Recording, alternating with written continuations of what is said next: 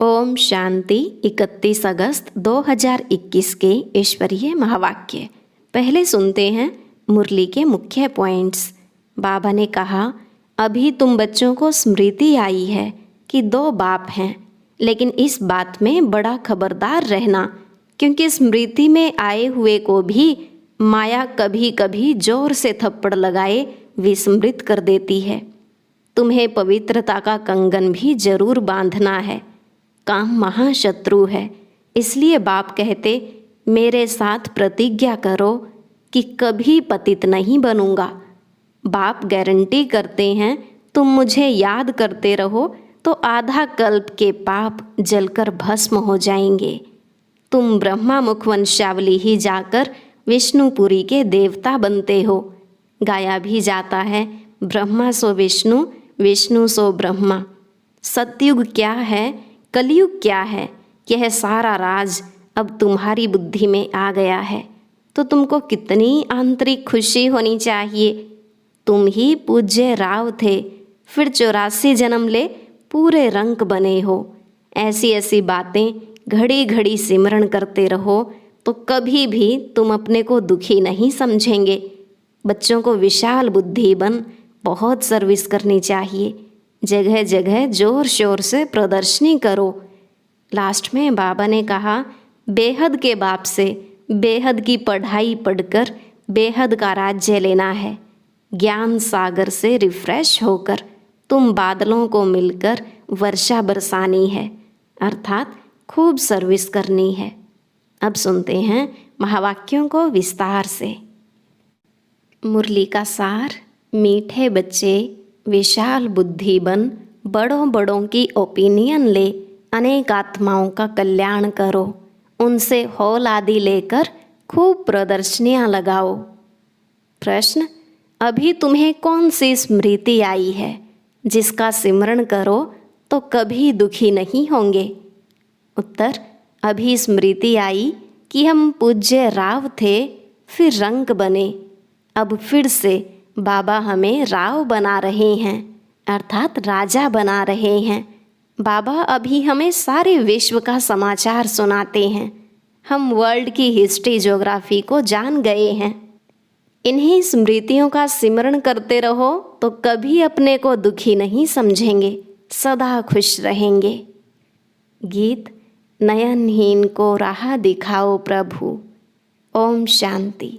मीठे मीठे रूहानी बच्चों ने गीत सुना। बच्चे समझते हैं कि बाप को मिलना व बाप से वर्षा लेना बहुत सहज है। गाया भी जाता है, बाप से 1 सेकंड में जीवन मुक्ति का वर्षा मिलता है। जीवन मुक्ति माना सुख शांति संपत्ति आदि का वर्षा। अब जीवन मुक्ति और जीवन बंध 2 अक्षर हैं। बच्चे जानते हैं, इस समय भक्ति मार्ग और रावण राज्य के कारण सब जीवन बंध में हैं। बाप आकर बंधन से मुक्त करते हैं, वर्षा देते हैं। जैसे बच्चा जन्मा और माँ बाप मित्र संबंधी आदि समझ जाते हैं, वारिस पैदा हुआ। जैसे यह समझना सहज है, वैसे वह भी सहज है। बच्चे कहते हैं, बाबा कल्प पहले मिसल आप हमको आकर मिले हो, आपसे ही सहज वर्षा पाने का रास्ता मिला है। यह तो हर एक जानते हैं, नई सृष्टि का रचयिता भगवान ही है। वह हमको भटकने से बचाते हैं। कल भक्ति करते थे, आज बाप से सहज ज्ञान और राजयोग का रास्ता मिला है। बच्चे अपना अनुभव सुनाते हैं कि हमने बी के द्वारा सुना कि 2 बाप हैं। यह सिवाय तुम्हारे और कोई मुख से कह न सके कि 2 बाप हैं। तुम्हारी हर एक बात वंडरफुल है। अभी स्मृति में आता है, जो यहाँ के होंगे उनको झट स्मृति में आ जाएगा। हाँ, स्मृति में आए हुए को भी माया कोई समय जोर से थप्पड़ लगाए विस्मृत कर देती है। इसमें बच्चों को बड़ा खबरदार रहना है। स्मृति तो बाप ने दिलाई है, पवित्रता का कंगन भी पूरा बांधना है। रक्षाबंधन का रहस्य क्या है सो तो अभी तुम जानते हो। किसने यह प्रतिज्ञा कराई है? काम तो महाशत्रु है, बाप कहते हैं, मेरे साथ प्रतिज्ञा करो कि कभी भी पतित नहीं बनूंगा और मुझे याद करते रहो तो आधा कल्प के पाप जलकर खत्म हो जाएंगे। बाप गारंटी करते हैं, परंतु यह तो बच्चे समझते भी हैं। बाप गारंटी करते, यह तो बात ठीक है ना। सोनार गारंटी भी क्या करेंगे कि हम पुराने जेवर को नया बनाएंगे। उनका तो यह काम ही है। आग में डालने से जरूर वह सच्चा सोना बन ही जाएगा। तो बाप समझाते हैं, आत्मा में भी खाद पड़ी है। कैसे सतो रजो तमो में आते हैं, यह बहुत सहज है। चित्र भी इसलिए बनाए हैं कि इस पर सहज समझा सकें। यूनिवर्सिटी कॉलेजेस आदि में भी नक्शे होते हैं ना, अनेक प्रकार के। तुम्हारे भी यह नक्शे हैं। तुम अच्छी रीति किसको समझा सकते हो।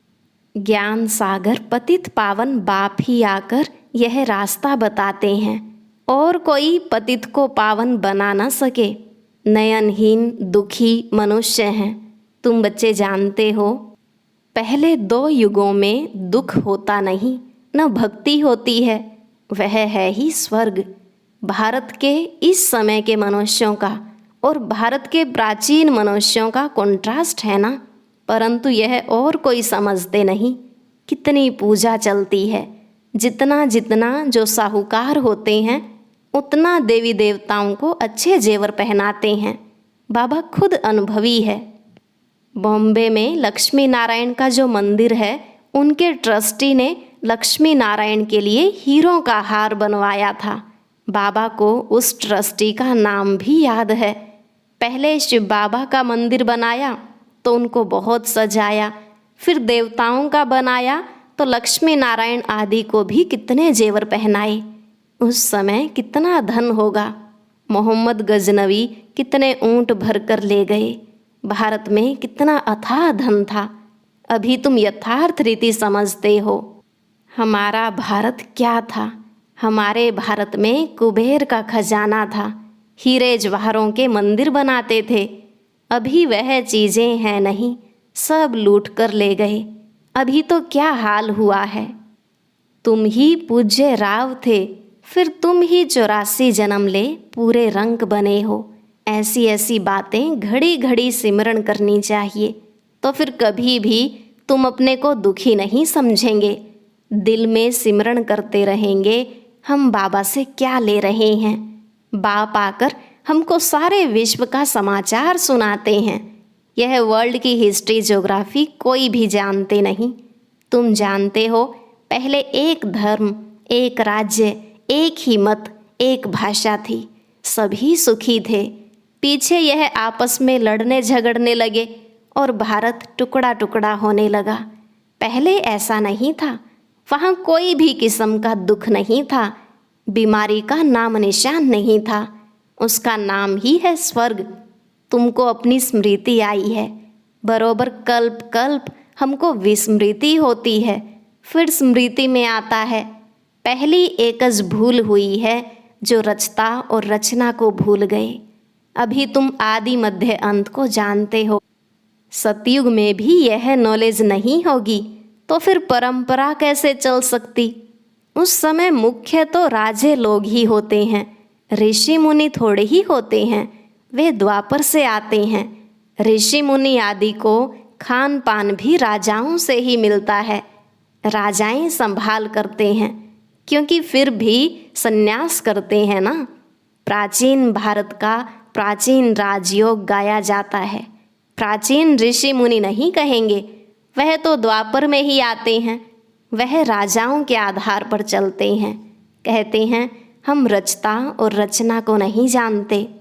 बाप कहते हैं यह खुद राजाएं भी नहीं जानते। इस दुनिया में कोई भी इस नॉलेज को नहीं जानते। अभी तुम बच्चे समझदार बने हो। लक्ष्मी नारायण के मंदिर जो बनाते हैं उनको तुम लिख सकते हो। इतने लाखों रुपए खर्च कर मंदिर बनाया है, परंतु उनकी जीवन कहानी का आपको पता है। इन्होंने राज्य कैसे पाया, फिर कहाँ चले गए, अभी कहाँ हैं। हम आपको सब राज बता सकते हैं। ऐसा उन्हों को लिख सकते हो।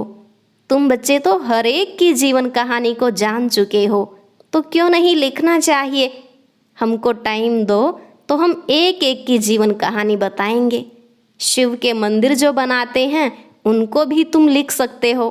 बनारस में शिव का मंदिर कितना बड़ा है, वहाँ भी ट्रस्टी लोग होंगे। कोशिश करनी चाहिए बड़ों बड़ों को समझाएं। बड़े आदमी समझ गए तो उनका आवाज़ बहुत होगा। गरीब लोग झट सुन लेते हैं। मदद बड़ों की लेनी है। ओपिनियन भी बड़ों बड़ों की लिखवानी है, क्योंकि उन्हों का आवाज़ भी मदद करता है। वास्तव में वह इतना आवाज़ करते नहीं हैं जितना होना चाहिए।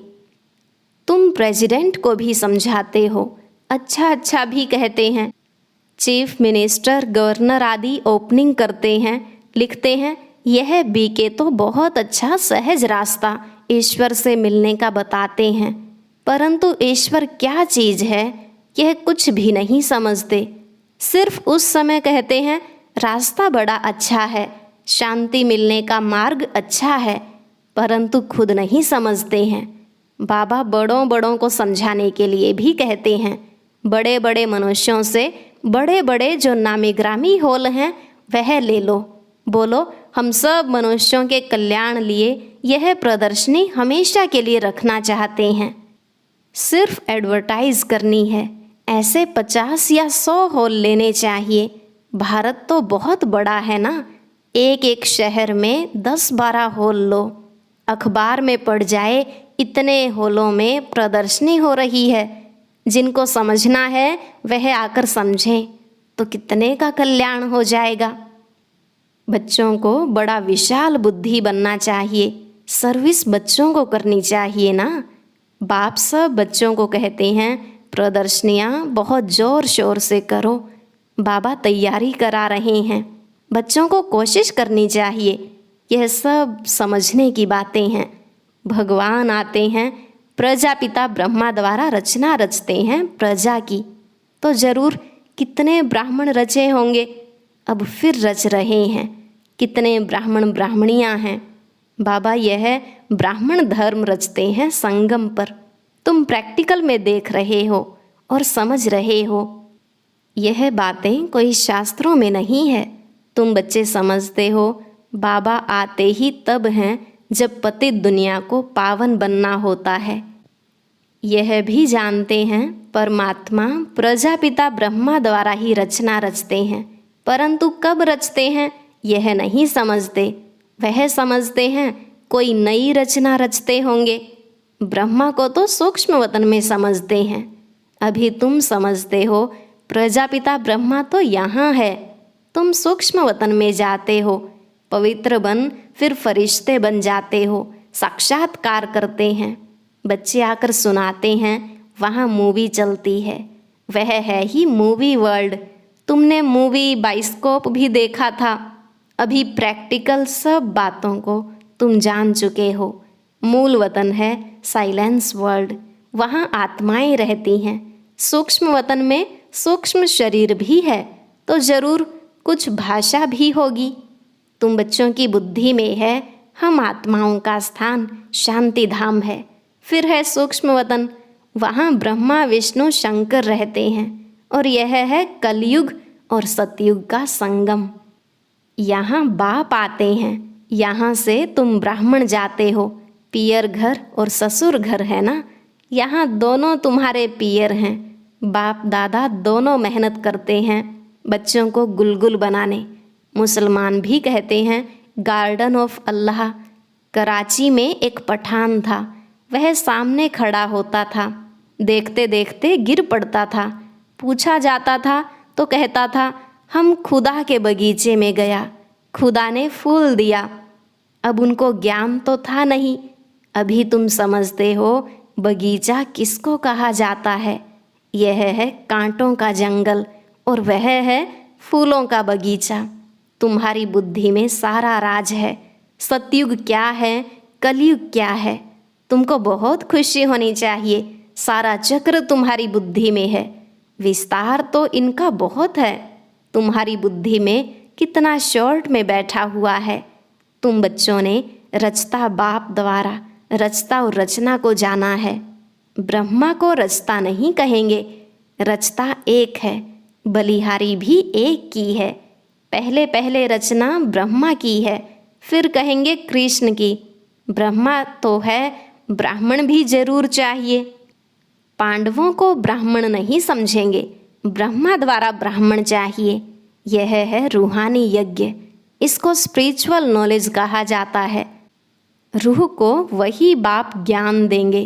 तुम जानते हो, हमको मनुष्य नहीं पढ़ाते हैं, सभी आत्माओं का बाप पढ़ाते हैं। कहते भी हैं ब्रह्मा द्वारा स्थापना। कृष्ण थोड़े ही कहेंगे, वह तो हो भी न सके।